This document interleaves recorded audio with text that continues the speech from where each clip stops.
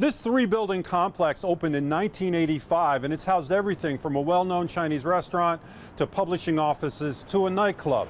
Now it sits empty on prime real estate right across the street from the convention center. The head of the Port Authority says she understands why this property is so attractive.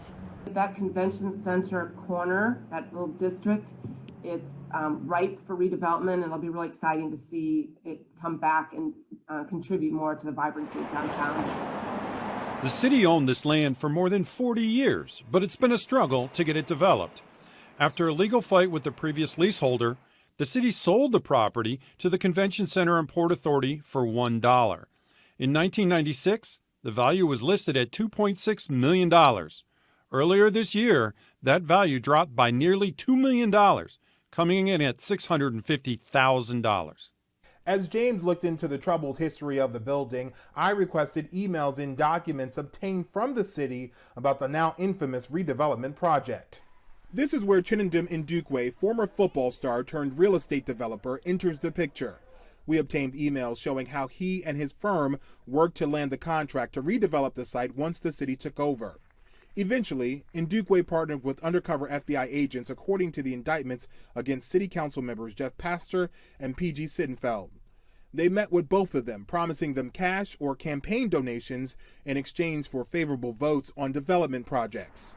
Outgoing U.S. Attorney David DeVillers confirmed both cases involved the Convention Center Mall project, but he wouldn't go into details. This indictment is indicative of a culture of corruption that we have and we need to address, a culture of extortion, a culture of pay to play. Ndukwe's firm included Jay Kincaid, who acted as a conduit between the city and the development company, according to the emails. Kincaid worked previously as Mayor John Cranley's campaign manager, as well as his chief of staff. He did not respond to Facebook messages seeking comment. A representative in Ndukwe declined an interview. Lawyers for Pastor and Sittenfeld said their clients had no comment. Vice Mayor Christopher Smitherman says no one approached him about the property. Meanwhile, Mayor Cranley is being tight-lipped. Well, what's the status of that project, and why do you think that's at the heart of all this? It's a great question. I don't know the answer. I'd rather stay out of. Meanwhile, Brunner says the port is now fully in control of the site and its redevelopment. The port will be looking at development proposals later this year.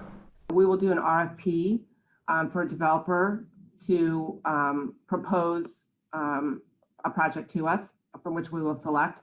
I think it's most likely that it's going to be a mixed-use development, that it will include most likely some retail, perhaps hospitality, perhaps office, and perhaps residential. While the future of two former political stars is up in the air, redevelopment is still happening here. This building behind me is set to be torn down in the next 3 months, Brunner tells us.